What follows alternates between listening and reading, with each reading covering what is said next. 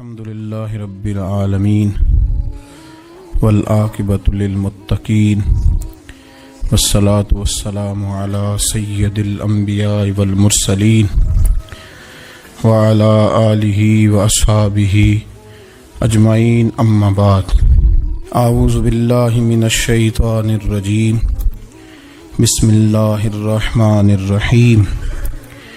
انما یأمر مساجد اللہ من آمن باللہ والیوم الآخر واقام الصلاۃ وآت الزکاۃ ولم یخش الا اللہ، صدق اللہ العظیم وصدق رسولہ النبی الکریم، ونحن علی ذلک لمن الشاہدین والشاکرین، والحمد للہ رب العالمین۔ ان اللہ وملائکتہ یصلون علی النبی یا ایھا الذین آمنوا صلوا علیہ وسلموا تسلیما۔ الصلاۃ والسلام علیک یا سیدی یا رسول اللہ، وعلی آلک واصحابک یا سیدی یا حبیب اللہ۔ الصلاۃ والسلام علیک یا سیدی یا نبی اللہ، وعلی آلک واصحابک یا سیدی یا نبی اللہ۔ تمام تعریفیں، حمد اور ثنا اللہ تبارک و تعالی کے لیے۔ درود و سلام نبی اکرم نور مجسم شفیع معظم احمد مجتبی جناب حضرت محمد مصطفیٰ صلی اللہ تعالی علیہ وسلم کی ذات والا صفات کے لیے حمد و صلات کے بعد قرآن مجید کی سورہ توبہ ہے، پارہ 10 ہے اور آیت نمبر 18 ہے۔ ارشاد فرمایا انما یأمر مساجد اللہ من آمن باللہ والیوم الآخر۔ فرمایا اللہ کی مسجدوں کو وہی لوگ آباد کرتے ہیں جو اللہ اور آخرت پر ایمان لاتے ہیں۔ پھر فرمایا وَأَقَامَ الصَّلَاةَ وَآتَ الزَّكَاةَ، جو نماز قائم کرتے ہیں اور زکوٰۃ ادا کرتے ہیں۔ وَلَمْ يَخْشَ إِلَّا اللَّهُ، اور سوائے اللہ کے کسی سے ڈرتے نہیں۔ یہ لوگ اللہ کی مسجدوں کو آباد کرتے ہیں، نماز قائم کرنے والے، زکوٰۃ دینے والے، سوائے اللہ کے کسی کی رضا کو مقدم نہ کرنے والے۔ اور سب سے پہلے یہ کہ وہ اللہ اور آخرت پر جب ایمان مضبوط ہو جاتا ہے پھر مسجد کی طرف رجوع کرنا آسان ہو جاتا ہے۔ نبی کریم صلی اللہ تعالی علیہ وسلم نے فرمایا ہے کہ اللہ تبارک و تعالی نے مجھے جو فضیلتیں دی ہیں نا، ان میں سے ایک فضیلت یہ ہے کہ اللہ تعالی نے میرے لیے ساری زمین کو مسجد بنا دی ہے۔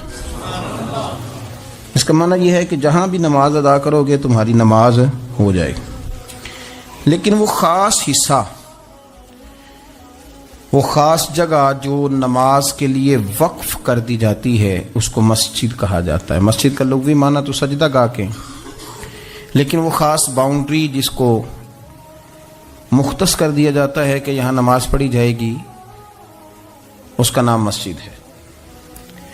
مسجد سے پیار کرنا، مسجد کے ساتھ دلچسپی لینا، مسجد کے ساتھ دل لگانا، مسجد کی تزئین و آرائش میں، خدمت میں اپنے آپ کو شامل رکھنا، اور سب سے بڑھ کے یہ کہ مسجد کے ساتھ اپنے دل کو جوڑ کے رکھنا، یہ اہل ایمان کی علامت ہے۔ مسلمان کا روحانی رشتہ اللہ اور اس کے رسول صلی اللہ علیہ وسلم کے ساتھ ہے۔ آپ کا جس آدمی کے ساتھ رشتہ مضبوط ہوتا ہے آپ اس کے مکان کی طرف کھینچے چلے جاتے ہیں، کوشش کر کے جاتے ہیں کہ میرا بھائی سے ملنے کو دل کر رہا ہے، تو اس کی طرف توجہ ہو جاتی ہے، وقت نکالتے ہیں، ٹائم خرچ کرتے ہیں، پیسہ لگاتے ہیں، وہاں جاتے ہیں۔ بیٹی میں نے بیاہ دی ہے، اپنے گھر چلی گئی ہے، پر میرا ملنے کو دل کر رہا ہے، وقت فرصت سارا کچھ دیکھ کے وہاں پہنچ جاتے ہیں۔ اصل اس گھر جانا مقصود نہیں ہوتا، اصل تو بیٹی کی ملاقات مقصود ہوتی، اصل بھائی کا مکان دیکھنا مقصد نہیں، اصل تو بھائی کی ملاقات مقصد ہے۔ تو مسجد میں جب آپ آتے ہیں تو مقصود یہ ہے کہ میں اس جگہ جا رہا ہوں جسے رب کریم نے اپنا گھر قرار دیا ہے۔ مسجد میں جب آپ آتے ہیں تو مقصود یہ ہے کہ میں اس جگہ جا رہا ہوں جسے رب کریم نے اپنا گھر قرار دیا ہے۔ مسجد میں جب آپ آتے ہیں تو مقصود یہ ہے کہ میں اس جگہ جا رہا ہوں جسے رب کریم نے اپنا گھر قرار دیا ہے۔ اب اس گھر کے ساتھ دلچسپی، اس گھر کے ساتھ آپ کا تعلق مضبوط ہوتا چلا جاتا ہے۔ رسول کریم صلی اللہ علیہ وسلم نے فرمایا ہے کہ زمین پر جو گھر سب سے پہلے بنایا گیا، جو مسجد سب سے پہلے بنائی گئی، وہ بیت اللہ شریف، مسجد الحرام، اور فرمایا جب ساری دنیا فنا ہو جائے گی تو جو جگہیں باقی رہ جائیں گی وہ مسجدیں، وہ حصہ جس پہ مسجد تعمیر کر لی جاتی ہے وہ حصہ باقی رہے گا۔ مسلمانوں کے اندر جہاں چیزیں بڑی تیزی کے ساتھ پھیلی اور ہماری دلچسپیوں کا رخ جب سے دنیا داری کی طرف زیادہ بڑھا تو مسجد سے بھی تھوڑا سا لوگوں کا رجحان کم ہوا ہے۔ ایک تو لوگ مسجد میں دیر سے آتے ہیں اور پھر جلدی جانے کا شوق رکھتے ہیں۔ کبھی ہم دیکھتے تھے کہ اسکول کا گیٹ بہت بڑا ہوتا تھا لیکن چھٹی کے ٹائم تنگ پڑ جاتا تھا۔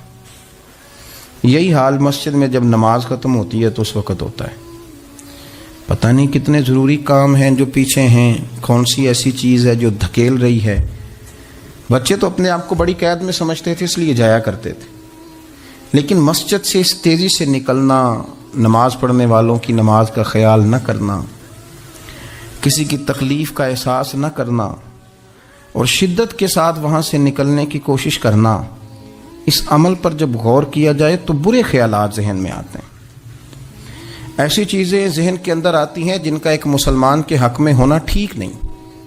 میرے نبی پاک صلی اللہ تعالی علیہ وسلم نے ارشاد فرمایا، قریب محبوب فرمانے لگے کہ 7 شخص ایسے ہیں کہ قیامت کے دن اللہ کے عرش کے سائے کے علاوہ سایہ نہیں ہوگا، تو رب کریم ان 7 بندوں کو اپنے عرش کا سایہ عطا فرمائے گا۔ وہ 7 لوگ ہیں، ان میں سے نبی پاک صلی اللہ تعالی علیہ وسلم نے ایک شخص وہ بیان کیا کہ جو نماز پڑھ کے مسجد سے نکل تو جاتا ہے پر اس کا دل مسجد کے ساتھ جڑا رہتا ہے، اس کی طبیعت مسجد کے ساتھ لگی رہتی ہے کہ اللہ کے گھر سے ہو کے آیا ہوں، مجھے دوبارہ اللہ کے گھر جانا ہے۔ اس کا دل لگا رہتا ہے، جڑا رہتا ہے، وہ انتظار کرتا ہے کہ دوبارہ کب میں نے مسجد میں جائیں۔ یہ رویہ نہیں اس کا ہونا چاہیے کہ وہ کہے اوہو سردیوں میں تو بس نماز ہی نماز رہ گئی ہے، اعتراض نہ کرتا پھرے، بلکہ وہ اس کا دل جڑا رہے۔ مسجد کے ساتھ جو خاص رشتہ ہے، بخاری مسلم میں حدیث ہے، نبی پاک صلی اللہ علیہ وسلم نے فرمایا، ویسے تو ساری زمین ہی اللہ کی ہے نا، للہ ما فی السماوات و ما فی الارض، زمین و آسمان میں جو کچھ بھی ہے وہ اللہ کا ہے، لیکن حضور فرماتے ہیں کہ خطہ زمین پر جو جگہ رب کو سب سے زیادہ پیاری جگہ، ساری اللہ کی ہے، پر جو اللہ کو سب سے پیارا ٹکڑا ہے وہ جگہ ہے جہاں مسجد بنا دی جاتی ہے۔ وہ خاص خطہ، آپ ذرا حدیث کے لفظوں پر غور کریں، فرمایا احب البلاد، وہ اللہ کا محبوب ٹکڑا ہے زمین پر جہاں مسجد بنا دی جاتی ہے۔ وہ اب آپ اندازہ کریں کہ وہ پیسے کتنے قیمتی ہیں، جو کمائے کسی نے تھے، لگ مسجد میں گئے، اور محبوب کس کے ہو گئے؟ اللہ تعالیٰ کے۔ یعنی میرے تیرے کمائے ہوئے پیسے اللہ کے محبوب پیسے تب بنیں گے جب اللہ کے گھر میں خرچ ہو جائیں گے، تعمیر مسجد پر، تشکیل پر۔ فرمایا یہ سب سے زیادہ اللہ کو، اور سید عالم صلی اللہ تعالی علیہ وآلہ وسلم نے ارشاد فرمایا کہ اللہ تبارک و تعالیٰ کو زمین پر، زمین ساری ہی اللہ کی ہے، لیکن اللہ تبارک و تعالیٰ کی زمین پر جو جگہ اللہ کو ناپسند ہے وہ جگہ ہے جہاں بازار بنا دیا جاتا ہے، جہاں مارکیٹیں بنتی ہیں، جہاں لوگوں کے ساتھ ظلم ہوتا ہے، دھوکے ہوتے ہیں، جھوٹ بولا جاتا ہے۔ یہ بخاری مسلم کی حدیث۔ ناپسندیدہ زمین کا ٹکڑا وہ ہے جہاں بازار بنتا ہے، اور پسندیدہ ٹکڑا وہ ہے جہاں شوق کس بات کا زیادہ، میری مارکیٹ ہو کہ میرے نام کی مسجد ہو، یہ میری زمین کا جو ٹکڑا میری مارکیٹ ہو، میرا پلازا ہو، اور پچھلا مکان خرید کے نہ تو ایک لائن پیچھے نکالتا ہوں، 12 دکانیں ادھر ہو جائیں گی، 12 دکانیں ادھر ہو جائیں گے، پھر حساب نکالتا ہے کہ 20,000 ایک کا کرایہ ہے تو کتنا بنا مہینے کا۔ اس کو یہ نہیں پتا کہ تیری یہ زمین تھی اللہ کی، اب تو نے اس کا وہ حشر کیا ہے کہ یہ ناپسندیدہ ترین ہو گئی، ناپسندیدہ ترین، اور اگر تیری ہی زمین ہو